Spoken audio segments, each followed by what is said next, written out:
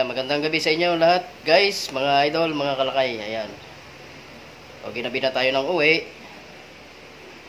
Yung preparation natin ng pagluluto, hindi na natin nagawa kasi gabi na. So, kailangan natin magluto agad. Ang niluto lang natin ngayon, guys, ay yung adobong manok. Ayan, papakita ko sa inyo. So, ito lang yung naluto natin na available sa rep.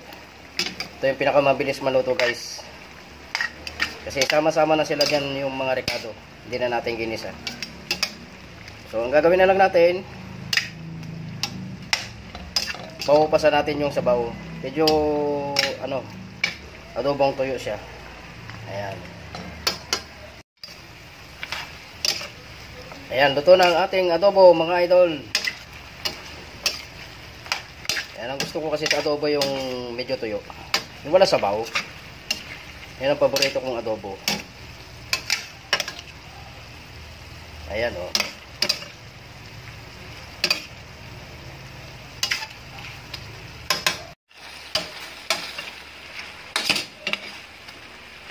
So, luto na to mga idol. Ipipilit natin to. Papakita pa rin natin sa inyo na yan.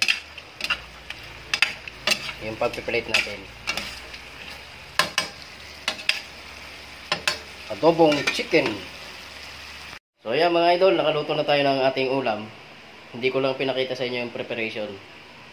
So ipi-plate natin yung ating adobong manok.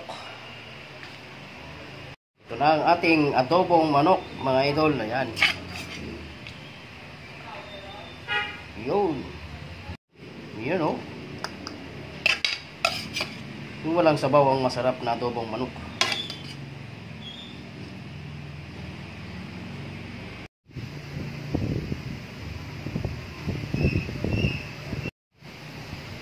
Ayan guys, ang ating chicken adobo.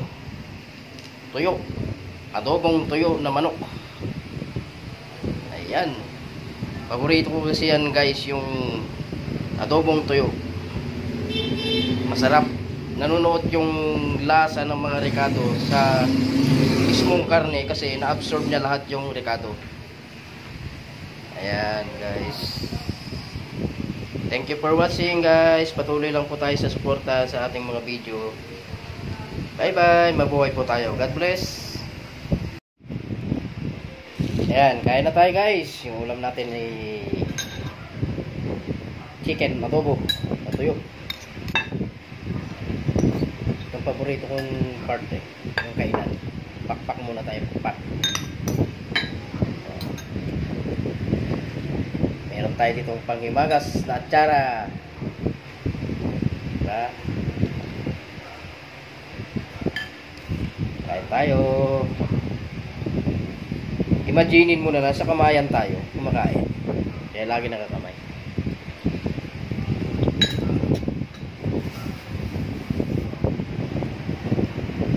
Meron tayo ditong sabaw. Sili.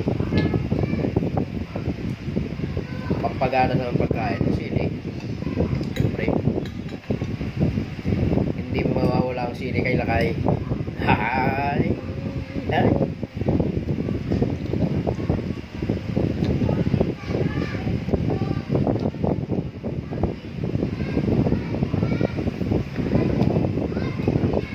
Kumain na ba kayo guys?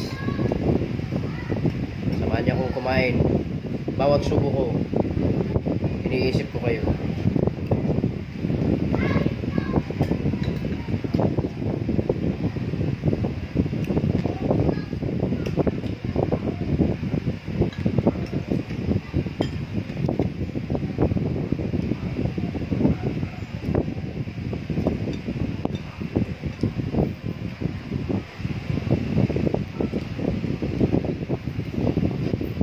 Nagbaho ka naman yan kanina?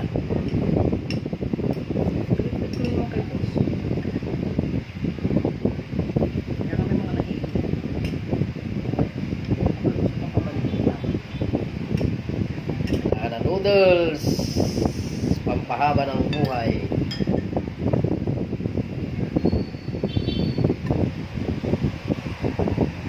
Sige na ba?